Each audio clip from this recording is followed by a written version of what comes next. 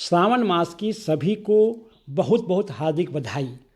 इस मास को संत जन तपस्या साधना का मास बताते हैं, वहीं आम जन बीमारियों का घर बताते हैं। पर कुछ नियमों का पालन करें तो यह श्रावण मास भी आपके लिए सुहाना हो जाएगा।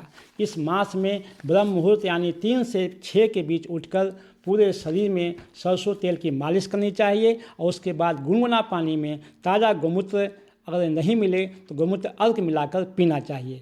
बाहर निकलकर पूरे ब्रह्मांड का स्वागत कीजिए, भगवान का शुक्रिया अदा कीजिए कि बीते रात को जहां लाखों लोग भगवान के प्यारे हो गए, वहीं आपको भगवान किसी खास उद्देश्य के लिए बचा कर रखे हैं। मौसम का सुनहरे हवा का आनंद लीजिए। बरसात हो रही है, उसका भी स्वागत कीजिए कि यही बरसात जो है पूरे साल के पानी और आपके भोजन के लिए फसल की व्यवस्था करती है।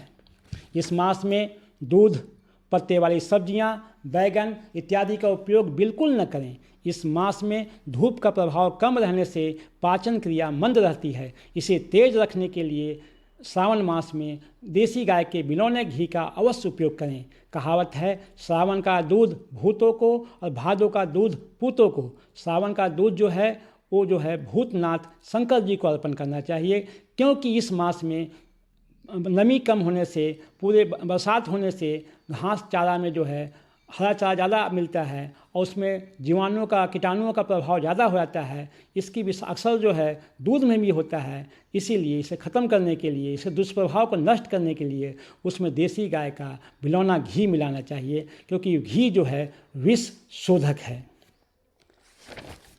भगवान ने दूध में सब कुछ दिए पर 2 सामान नहीं दिए। एक जो है आयरन लौह तत्व, दूसरा विटामिन सी। विटामिन सी हम दूध में खट्टा होने का नहीं डाल सकते हैं, लेकिन लौह तत्व के लिए व्यवस्था है। उसको दूध दूहने का जो कार्य है वो लोहे की बाल्टी में करें और दूध गर्म भी लोहे की कढ़ाई में करना चाहिए, जिससे लौह तत्व की पूर्ति होती है। शरीर में खून बनाने में आयरन का मुख्य योगदान होता है। बाकी समय में दूध की जितना पिएं अगर दूसरे माह में उतना अच्छा है, पर सुबह न पीकर रात्रि में पिएं। सोते वक्त पीना चाहिए। रात्रि भोजन के 1 घंटे बाद ही दूध पीना चाहिए।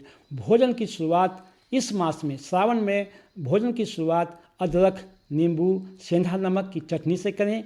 भोजन के बाद छाछ ठंडा नहीं हो वो लेना चाहिए और उसके बाद घी में, देसी गाय के बिलौना घी में भुना हुआ एक छोटी हरड़ जो है अवश्य चूसें। भोजन गर्म होना चाहिए, ताज़ा होना चाहिए और अगर बरसात हो रही हो तो भजिए पकौड़े भी अवश्य खाएं। इस माह में खुले में योग व्यायाम करें।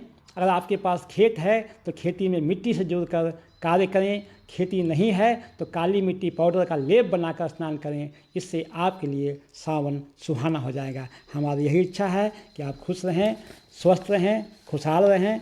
आप सही हैं, देश सही हैं। यही शुभकामना के साथ नमस्कार।